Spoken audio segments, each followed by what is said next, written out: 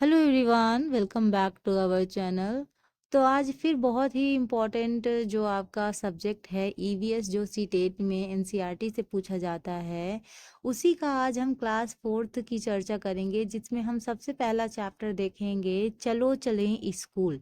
तो चलो चलें स्कूल क्लास फोर्थ की एनसीईआरटी का है चैप्टर। और इसमें हम ये देखेंगे कि बच्चे स्कूल जाने में किन रास्तों का इस्तेमाल करते हैं, किन साधनों के द्वारा वो स्कूल तक पहुंचते हैं। क्योंकि देखो, अलग अलग परिस्थितियां होती हैं, कभी बारिश हो जाए, कभी मान लो धूप वगैरह होती है। पैदल तो लंबा रास्ता तय नहीं कर सकते, क्योंकि ऐसा तो है नहीं कि स्कूल हमारे घर के समीप ही होगा। वहां तो हम नेचुरल से तुरंत पहुंच जाएंगे। स्कूल दूर है, वहां तक जाने में हम किन किन साधनों का इस्तेमाल करते हैं, कैसे बच्चे स्कूल पहुंचते हैं, आज हम डिटेल से इन चीजों को देखने वाले हैं, है ना। तो देखो, द ट्रॉली, यानी हम क्या कर रहे हैं लद्दाख में। अब यहाँ से क्वेश्चन पूछा जाता है कि जैसे मान लो ट्रॉली का इस्तेमाल कहाँ होता है, तो आप बता सकते हैं लद्दाख में। तो लद्दाख में क्या होता है कि ये जो ट्रॉली है, इसमें देखो ये जो तार की तरह लगा हुआ है ना, ये तार की तरह क्या होता है कि आपके जो पत्थर वगैरह हैं उसमें अच्छे से क्या कर दिया जाता है, बांध दिया जाता है। किसमें? पत्थर या पेड़ वगैरह हैं, इसमें ये जो रस्सी की तरह है, इसको अच्छे से बांध दिया जाता है। और ये जो आपकी डोलची की तरह है, ये लकड़ी की बनी होती है ना। तो इनमें लगभग 4 से 5 बच्चे बैठ जाते हैं। बहुत ज्यादा संख्या में बैठेंगे तो ये टूट भी जाएगा, है ना। तो जो 4 से 5 बच्चे इसमें आ पाते हैं, तो ज्यादा से ज्यादा 4-5 बच्चे इसमें बैठ के ये यहाँ से लेकर अपनी जो बीच का, क्योंकि पानी वगैरह जैसे मान लो यहाँ पानी वगैरह भरा रहता है, तो अब तो यहाँ से कूद के तो जाएंगे नहीं, खतरा रहता है। तो इसी वजह से ये तार की तरह लगाया जाता है। तो इसमें क्या होता है कि अपनी ये जो ये आपकी जो ट्रॉली की तरह है, ये इसमें रहती है, और धीरे धीरे ये ऐसे ऐसे करके, जैसे आपने देखा होगा ना, ये ट्रॉली की तरह होती है और धीरे धीरे करके ये पार हो जाती है। जैसे वैष्णो देवी वगैरह में देखा है ना, तो जो लोग चल नहीं पाते हैं, जिनको दिक्कत है, जो लोग मतलब डायरेक्टली भगवान तक पहुंचना चाहते हैं, मतलब दिक्कत है, नहीं पैदल उतनी यात्रा कर सकते, वो ट्रॉली वगैरह का इस्तेमाल करते हैं। तो वो जिस जगह है वहां से लेकर लंबी यात्रा करने के लिए भी इसका इस्तेमाल करते हैं, डायरेक्ट भगवान तक पहुंच जाते हैं। अब तो ये वैष्णो देवी में भी सुविधा हो गई है। तो बच्चे क्या करते हैं, स्कूल जाने के लिए ये जो आपकी ट्रॉली है, इसका इस्तेमाल करते हैं। ये किसकी बनी होती है? ये लकड़ी की बनी होती है। और नदी पार करने के लिए इसका इस्तेमाल किया जाता है। और इसमें कितने बच्चे, लगभग ये देखिए बच्चा है, ये लगभग कितने बच्चे आ सकते हैं, तो ऐसे 4-5 बच्चे इस ट्रॉली में आ सकते हैं। तो ट्रॉली का इस्तेमाल कहाँ होता है? लद्दाख में होता है। और किस लिए बच्चे कर रहे हैं? स्कूल पहुंचने के लिए उनको रोज लंबी नदी पार करनी पड़ती है, जिसमें वो इस ट्रॉली का इस्तेमाल करते हैं, ताकि वो आसानी से नदी पार कर सके। इसमें खतरा भी रहता है ना। नेक्स्ट बात करेंगे, सीमेंट के पुल की बात करेंगे। किसकी? सीमेंट के पुल की बात करेंगे। तो जैसे पानी वगैरह बहुत ज़्यादा भर जाता है, तो जो ईंट और सीमेंट और लोहे का या सरिया का इस्तेमाल करके जो सीमेंट का पुल बनाया जाता है, इस पुल को पार किया जाता है, यानी ब्रिज को पार किया जाता है। अब जैसे आप प्रयागराज में देख रहे हैं, शास्त्री ब्रिज बना हुआ है, नैनी ब्रिज बना हुआ है। तो जो नदियाँ बड़ी बड़ी होती हैं, उनको हम नाव के द्वारा हमेशा तो पार नहीं कर सकते, तो गाड़ियां वगैरह चलने के लिए क्या होता है कि हम सीमेंट पुल का इस्तेमाल करते हैं। तो बच्चे भी स्कूल जाने के लिए किसका इस्तेमाल कर रहे हैं? सीमेंट पुल का इस्तेमाल कर रहे हैं। ठीक है। नेक्स्ट बात करेंगे, केरल में किस चीज का इस्तेमाल किया जाता है? तो केरल में इस्तेमाल किया जाता है वल्लम का। वल्लम एक नाव की तरह होती है, ये देखिए एक नाव है। तो वल्लम क्या है? नाव है। तो जैसे केरल में कुछ भागों में पानी को पार करने के लिए बच्चे इस जो नाव है इसका इस्तेमाल करते हैं।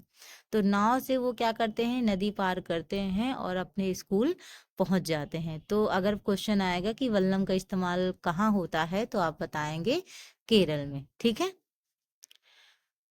कैमल यानी ऊंट गाड़ी का इस्तेमाल कहाँ किया जाता है? तो ऊंट गाड़ी का इस्तेमाल किया जाता है राजस्थान में। राजस्थान में आप जानते हो रेत ही रेत है ना। तो रेत में लंबी यात्रा कर पाना बहुत मुश्किल काम है।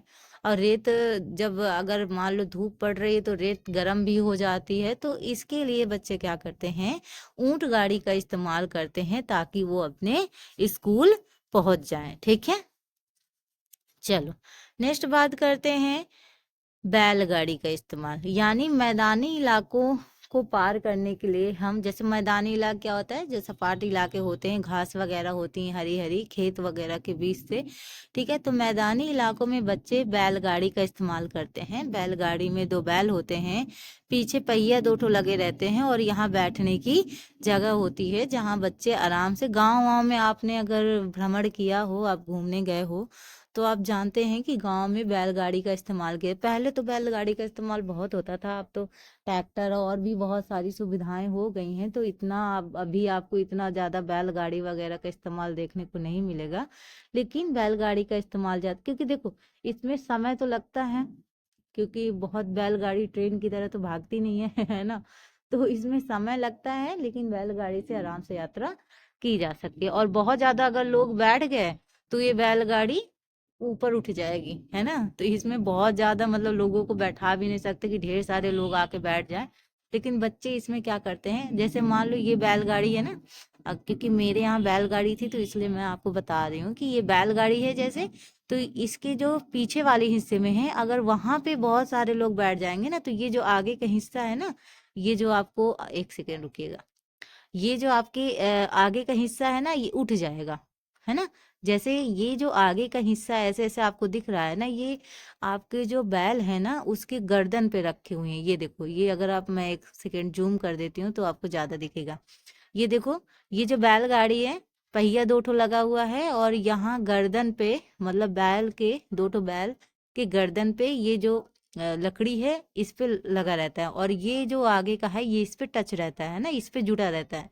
और अगर हम करें, अगर हम ये करें कि ये जो बच्चे यहाँ बैठे हैं उसके पीछे वाले हिस्से में बच्चे बैठ जाए, है ना, तो ये जो बैलगाड़ी है ना, इसकी जो आगे वाला हिस्सा है ये उठ जाएगा ऑटोमेटिक।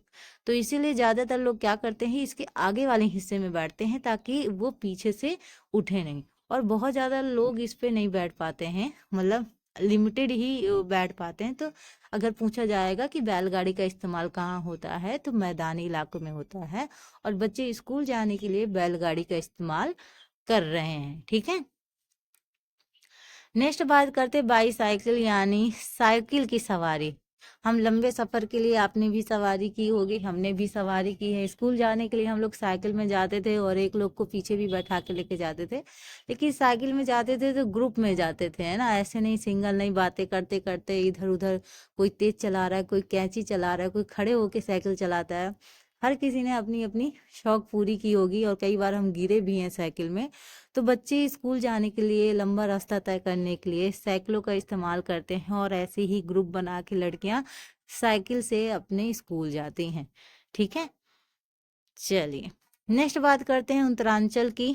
ठीक है, तो उत्तरांचल में क्या होता है, उबड़ खाबड़ पथरीले रास्ते होते हैं। ये देखिए, उबड़ खाबड़ पथरीले रास्ते हैं, तो इन रास्तों में क्या करते हैं बच्चे, क्या कहते हैं, मैदान या शहर में रहने वाले जो भी बच्चे हैं, ठीक है, तो वो क्या करते हैं, इन रास्तों को पार करके कहाँ जाते हैं, अपने स्कूल जाते हैं। तो ये उबड़ खाबड़ पथरीले रास्ते कहाँ पे आपको मिलेंगे, उत्तरांचल वगैरह में मिलेंगे, क्योंकि वहाँ पहाड़ी इलाका है, पहाड़ी रास्ते रहते हैं, तो इस वजह से। ठीक है, तो चाहे जितनी मुश्किलें हैं, मुश्किलों को पार करके बच्चे कहाँ जा रहे हैं, स्कूल, है ना। अब पहले स्टार्टिंग में तो इतना बच्चों को पढ़ाई वढ़ाई में इंटरेस्ट नहीं था, है ना, स्कूल जाओ तो रोने लगते थे, भाग आते थे, है ना, कुछ भी बहाना कर देते थे। लेकिन अब देखो बच्चे, सोचो कई सारे ऐसे एरिया हैं जहाँ पे बच्चों को स्कूल जाने में कितनी मुश्किल होती है। अभी भी आप न्यूज़ वगैरह में देखते होगे कि कितना पानी वगैरह भर जाता है, उनके पेरेंट्स हैं और उनको स्कूल तक पहुंचाने में कितनी मशक्कत करनी पड़ती है। मतलब घुटने घुटने तक पानी भर जाता है, और नदियां इतना तेज बहती रहती हैं कि पता चले कि वहां से निकलो तो खुद ना बह जाओ। तो इतनी मुश्किलों को पार करके भी बच्चे क्या कहते हैं, स्कूल जाते हैं, तो दाद देनी पड़ेगी, है ना। नेक्स्ट बात करते हैं बर्फ पर चलते बच्चे, यानी उत्तर की जो पहाड़ियां होती हैं, जम्मू उधर की, जम्मू कश्मीर वाले जो भी एरिया हैं, उनमें आपने देखा होगा बर्फ वगैरह बहुत होता है, लद्दाख वगैरह में।